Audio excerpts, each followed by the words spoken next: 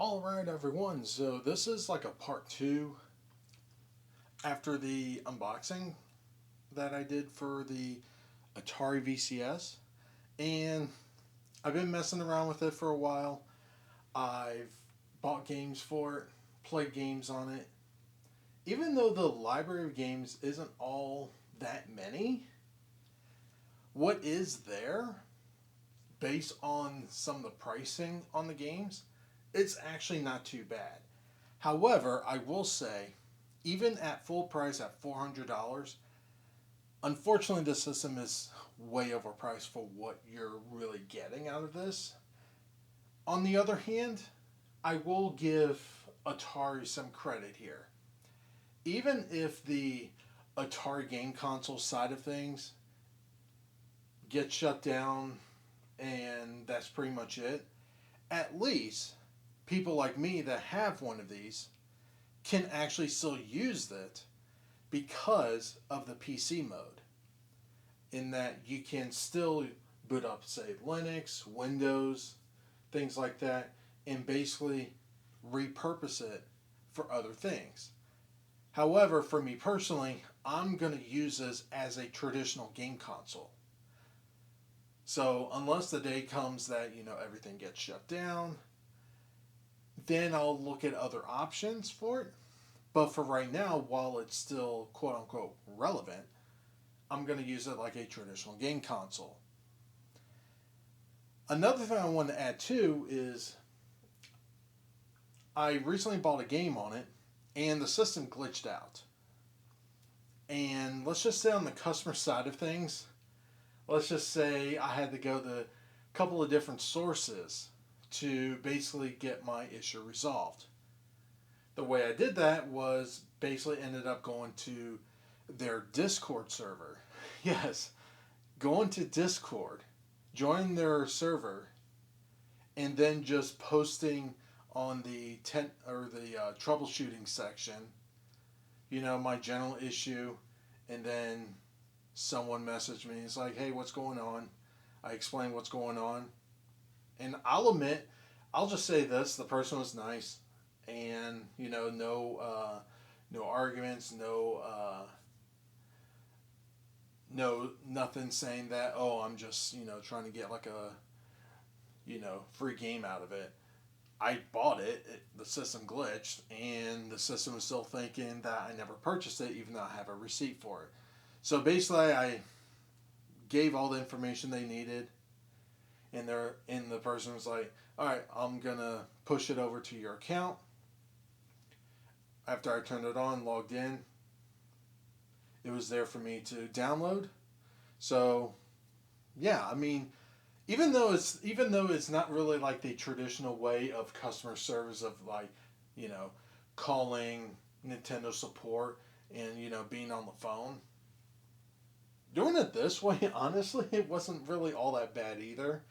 And it also gave me the opportunity to basically test out, the customer service side of things and also other questions I've had about the system. And one glaring issue that even the person admitted that, yeah, this mode is pretty wonky, let's just say. But I'm going to go ahead and turn on the system, and let's go ahead and basically show you what the system's all about. So I'm booting up the system.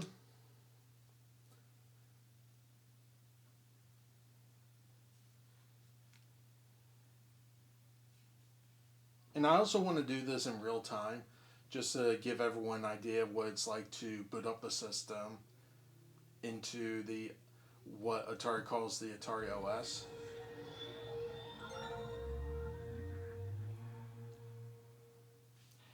And one of the things that I've had issues with, and even the person that I messaged admitted that this feature is a little bit on the wonky side, and that has to do with sleep mode. So basically, the idea with sleep mode is that the system will be placed into sleep, and then you can just use your controller. And by the way, this is the modern controller. But you basically press the Atari button on it. It's supposed to wake the system up and basically turn back on. Much like if you do that on the Xbox or on the PlayStation. It's supposed to do that. For some reason, apparently this feature doesn't really work all that much. And basically the person just told me, it's like, yeah, even I just turn on and off the system. I don't even use the sleep mode. So honestly, I'm just going to take that person's advice and just do it that way. I'm just going to pretend the sleep mode is not there and just move on with my life. But these are the games I have. Actually, if I go to games,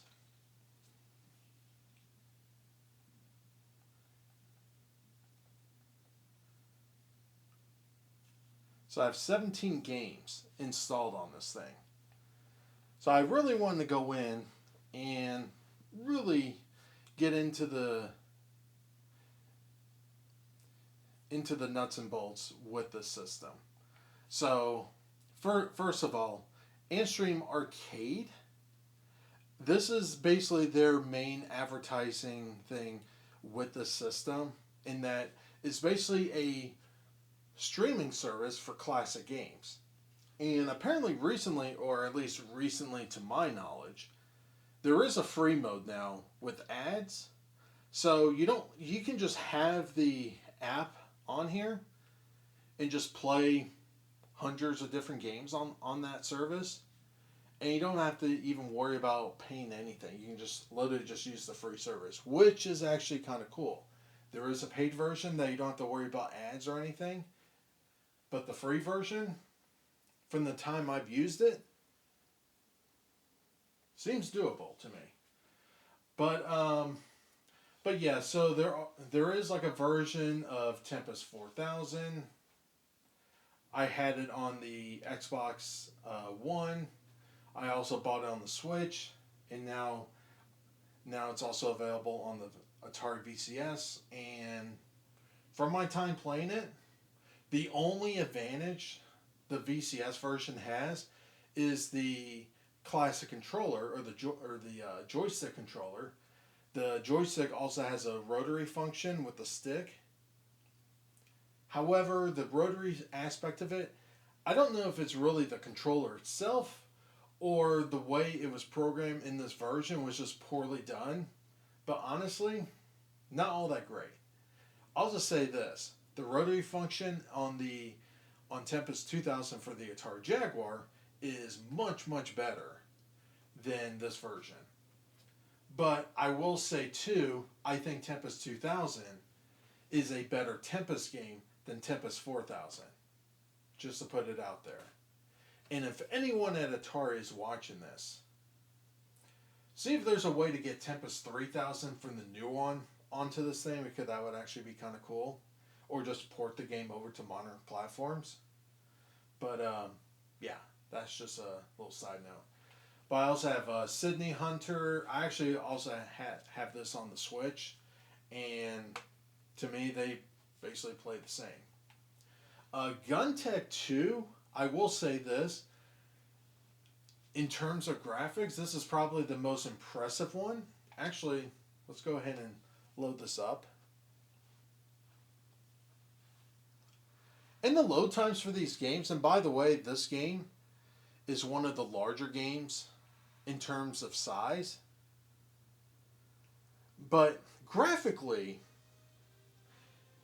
in terms of the specs for the hardware, is nowhere near as capable as a Xbox Series X or S or the PlayStation 5.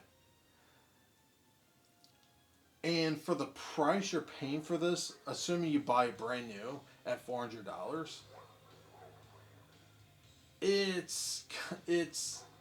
you're asking a little too much. I will say that. But the games that are on here, for the most part, which is kind of, I will say this, it's a little odd that you are able to go in and change graphical settings, even the resolution of the games, because it just seems like these were like basically like Steam versions. and just quickly been placed on here. So if you are someone that doesn't want to tinker with anything and you just want essentially like a plug and play solution for a game console, like a Switch or an Xbox or a PlayStation, this one you're going to have, I think you're going to have to be a little more knowledgeable just because there are stuff or there are options in the games where you would have to modify some resolution settings to make sure the game actually runs properly. But for the most part, especially like the 2D style games or the more simple games that's available on this system, for the most part, it is pretty much plug and play. This particular game is more graphically intensive, and you can kind of tell with the frame rate.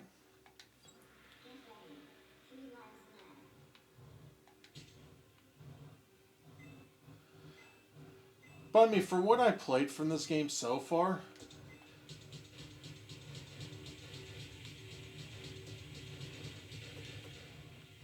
I mean, for the most part, it does seem to run good enough.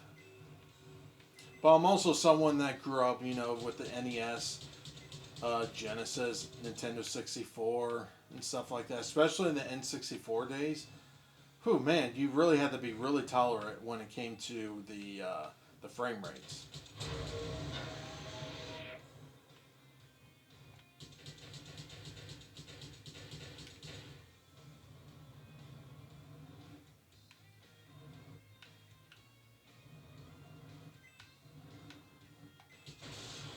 No.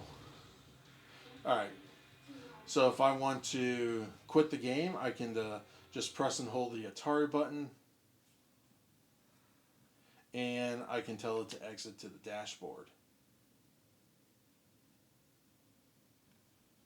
So that just gives you a rough idea of the graphical capabilities. Um, in terms of the interface,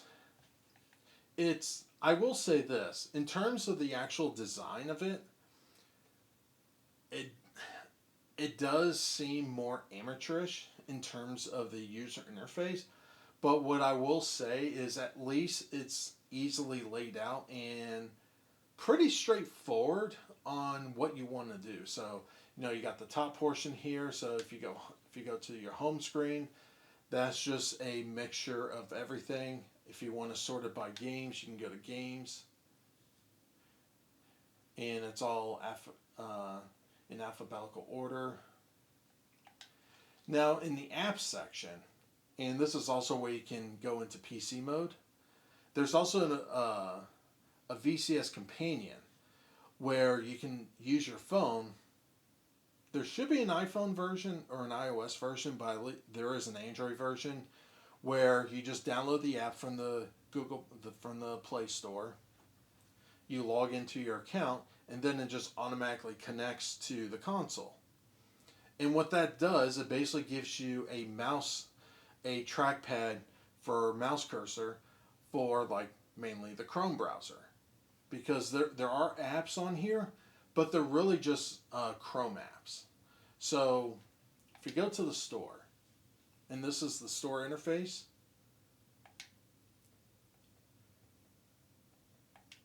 and what Atari's been doing lately is they've been adding a bunch of 7800 games on here, though I do question why. The reason why I say that is because if I go over here, back to games, you have Atari VCS Vault, which comes with the system, and for an extra $5, you can get Vault 2. These are just a bunch of uh, arcade games, 2600, 5200, and 7800 games on both of these. So it's a little odd that you can just go into the VCS Vault or pay an extra $5 and you get a bunch of more games on it for Vault 2. While you can also go in here and purchase the same games that's on here too. Now, I'm not saying every single game, every single 7800 game is in the vault, but a lot of these games are also in there too. So it seems a little redundant. I think this is more just to pad out the store, just to have a lot more games on here. One other thing I will say, and this is something Nintendo does not even do on the Switch, in that you can see ratings or user ratings. So, like, if I want to look at this Dogfight DOSBox, or yeah, Dogfight, there's 13 reviews, but it's only 3 out of 5 stars. So it's like, okay, maybe it's average at best. Whereas you can go like Sydney Hunter, there's 61 reviews, all 5 stars. Cool. I know this one, based on what other people played, this one's actually going to be pretty decent.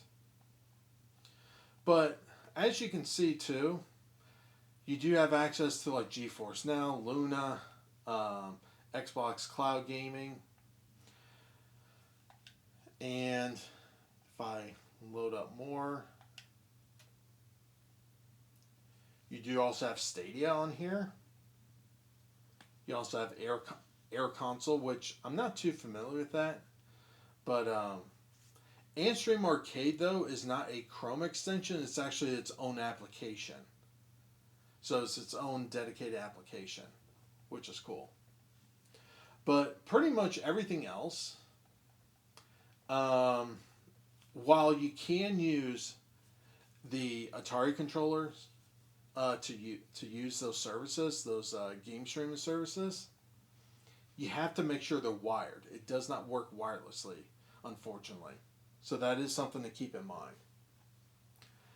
But you do have the Chrome browser, which is the Chrome browser that you use on your computer. So it is the same browser. I don't really use it because this is, for me personally, this is dedicated just for games. So that is something to keep in mind. You do have a friends list on here. And, oh look, there's Review Tech USA, which apparently he's having issues with YouTube right now. But, yeah, Rich of Review Tech USA. Did he? No, it just says following. Yeah, awaiting reply. Hey, Rich, are you going to actually accept my request or no? Who knows? Anyway, it doesn't matter. This was just me like just messing around with it just to see how all this functionality works. So I want to add something else about purchasing things on the VCS, and that is, in terms of buying things, it's pretty straightforward. Even though I had one issue, but that did get resolved. Though I had to eventually figure out exactly where to go. It wasn't exactly cut and dry. But what I will say is too, after you buy the games and you're downloading the games, I don't know if it's because the file sizes for most of these games are really small, but even like Gun Tech 2, which is almost 4 gigs, which is still not a lot for modern games, but the games for the most part do download pretty quickly, I will say. Oh, another thing, in terms of storage, so if I go to System and go to Storage, I did install a M.2 SSD drive in this thing, and I just literally just found the cheapest one I could find. Though I could have gone cheaper and got like half the size, but for like $20 more, it's like, you know what? I'll just get 512, and that's what I did. So for like $50, I got a 512 M.2 SSD drive, and I can literally just use that to download and keep where all my games are at. So in total, all those games is only 16 gigs. So I don't think I'm ever going to actually fill this thing up. But for the price, and on top of that, it's more like future proofing. You know, if I decide to just turn this thing into a mini PC, I have a 512. Now keep in mind, this is not the M.2 traditional types of drives that you might think, oh, it uses like the same drives as like the PS5. No, those are NVMe drives. We're talking about SSDs, which is an older variant of the M.2. And because of that, you're not really going to find them in the store now. At least when I was looking, I couldn't really find any of the SSD versions. I basically had to go on Amazon, and I found one. Seems to work. Haven't had issues with it. So it's like, great. This is a drive that works fine. And that is another thing I will give credit for. And that is, you are able to just upgrade it if you want. Even the RAM. It does come stock with, at least with this version, this is the 800 all-in bundle, which has 8 gigs of RAM. So in the future, if I wanted to, I could actually upgrade it to like 16 gigs if I wanted to. If I want to add more RAM. Personally for me, at least so far, from what I can tell, there hasn't really been any real reason to do that. So I think I'm going to leave it the way it is. Now, if I want to turn this thing into a regular mini PC in the future, I may go ahead and upgrade it then. But for right now, as it stands, I'm not going to mess with it. So say like if I want to, let's load this game up.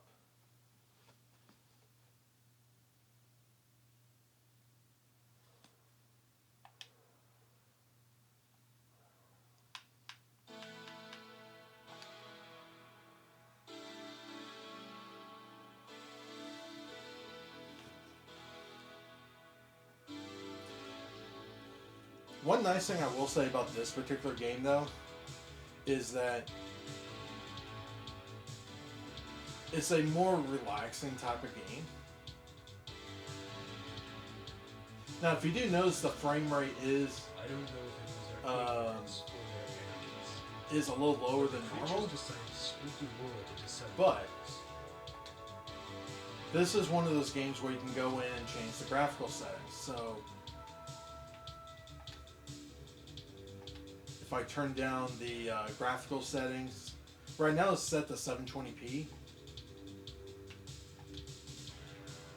So let's say if I leave it on high, go back.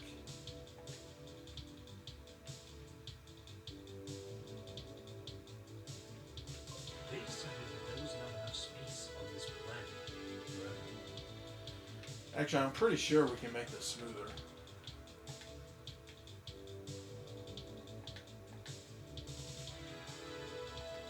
So let's put it on low, see what happens.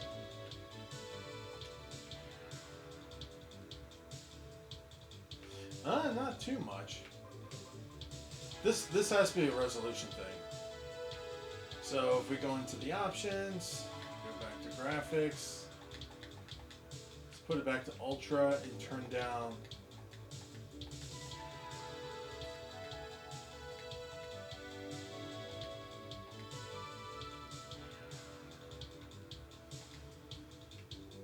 let's see how it looks with 480p.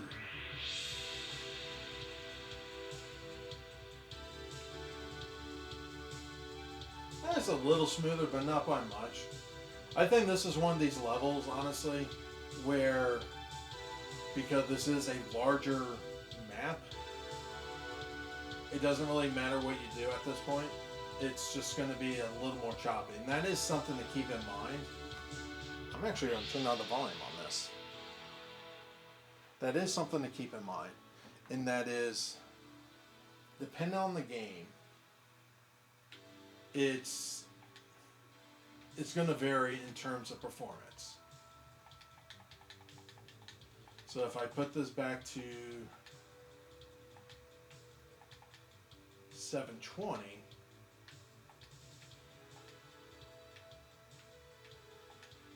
with ultra graphical settings, yeah, to me it doesn't really seem all that different in terms of performance. So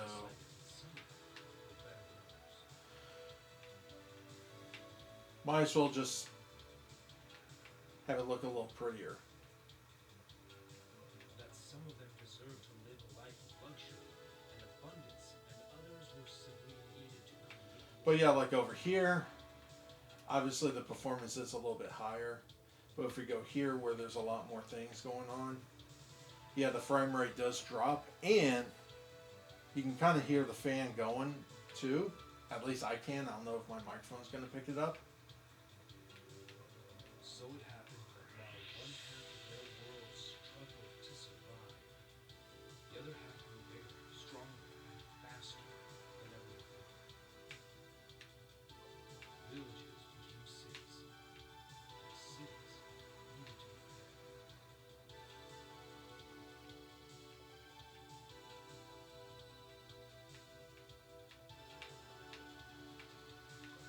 Creatures invented tools to help them, and the tools were different.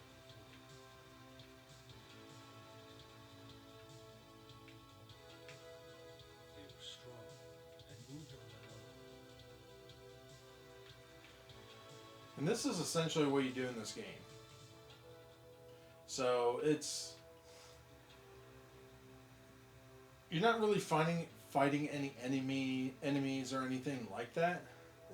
This is just more of a flying game. You collect these orbs, and some guy talks about some, They were never tired. like life messages or whatever messages this person's trying to put.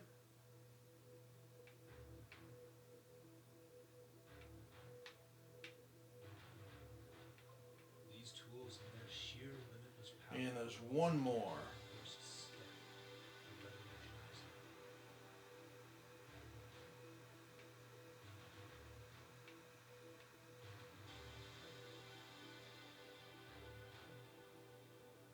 Maybe it's in this one.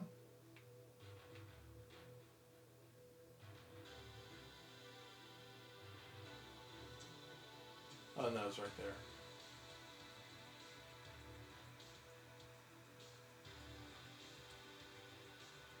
So yeah, that just gives you an idea.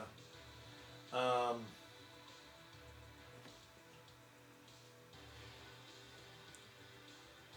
I'm gonna wait for this to load so it can save. Alright, now that I'm in the new one, I'm gonna exit this game real quick. One of my favorite games on here is Donut Dodo.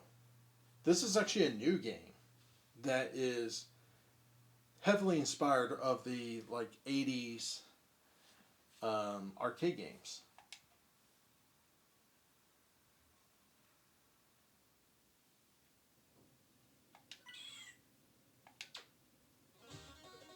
This is actually one of my top picks for this system. If you do pick up a VCS, this is one of these games you should get.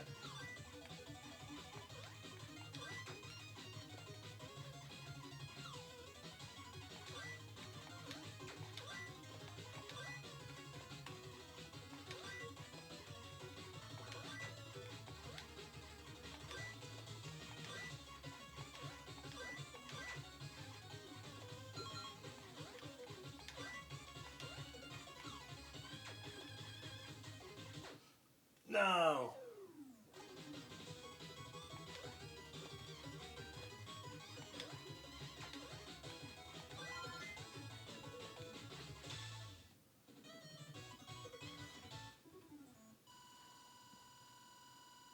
So yeah, this just gives you a rough idea. But yeah, this is a fun one.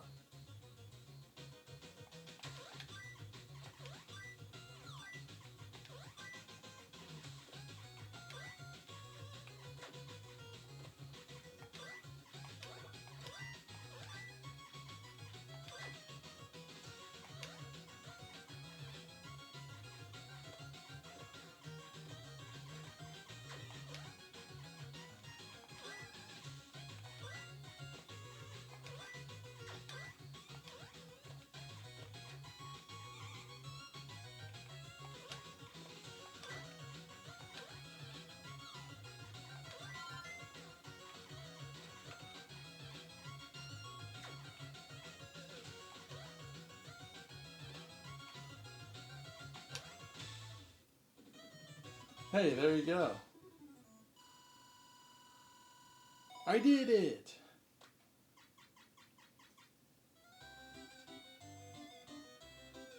This one's a hard one. This is not an easy level.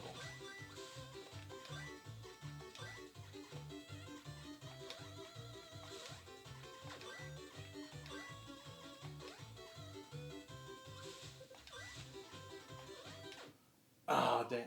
Dang.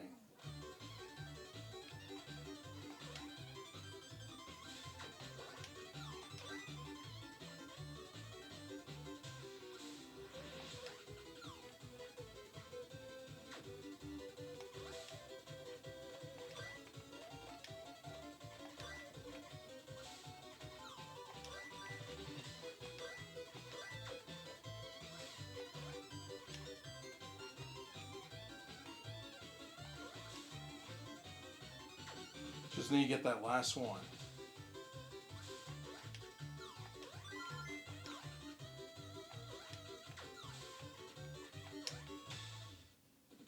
Oh, wow. I actually got it. Sweet. See, now I'm just sitting here playing the game.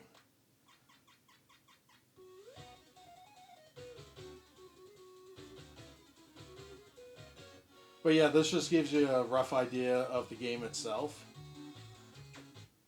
So, yeah, I'll just unfortunately have to end it here. But anyway, that just gives you a rough idea of, what this console is. And I will say this. If you don't have any other game console, no Xbox, no PlayStation, no Switch, the VCS should not be your first option. Should not be your first choice. It's a nice little system to basically tinker around with, but this shouldn't be like your main console of choice. Now you can have some fun with it, but it's also one of those systems that, again, should not be your first choice. I think I think if you're looking into playing games going forward, in terms of value, look at an Xbox. I mean, hell, this is an all digital system. There's no physical media. There's no cards or RFID cards to scan or anything. You literally go. You buy the console. You take it home. You make a profile. Make an account. Go to the store. Buy games and play them. I think for the price and for the value, I think you're going to get a lot more value at buying like an Xbox Series S and paying for Game Pass for like $5-10 a month, and you get access to a couple of hundred games each month. So, while for me, I don't really regret buying this console. I think it is a neat system. This is clearly something that should not be your first choice either. But if you are someone that likes to tinker around with things and you don't mind some glitches and just a couple of like weird quirks with the platform, if you can find one secondhand for at least about half the price, I would say go for it. At $400 though, that's kind of asking too much. So for me, I got this secondhand, and I'll just say this, just to end it. So because I bought this secondhand, it had the other person's information on there. I tried to reset the system, but for some reason it wouldn't remove the profile. So after doing some research, you can reflash the operating system and basically start it from scratch. So that's basically what I did. I reflashed the BIOS and reflashed the Atari OS, which is the operating system for this. That's what it's called, Atari OS, which is Linux based. But this front end, from my understanding, was built on Unity. So it's an operating system run on Linux with a Unity shell on top of it. But anyway, so basically, after I reflashed it, because I got it secondhand, I reflashed the entire thing and had it back to stock. And one thing I will say is the latest version of this operating system, or the OS is from 2 months ago. So clearly, even in 2022, Atari is still releasing updates for this platform, which means Atari is still supporting it. For how long, though, who knows? But like I said, even if Atari shuts this down, at least at the bare minimum, I can literally just turn this into like a Linux machine or a Windows machine, and hell, I'm pretty sure. I'm pretty sure once more people buy these things, most likely from being liquidated in the future, I think there is going to be a community that builds like a custom operating system or a custom Linux OS that is designed for emulation and playing like retro games and stuff like that.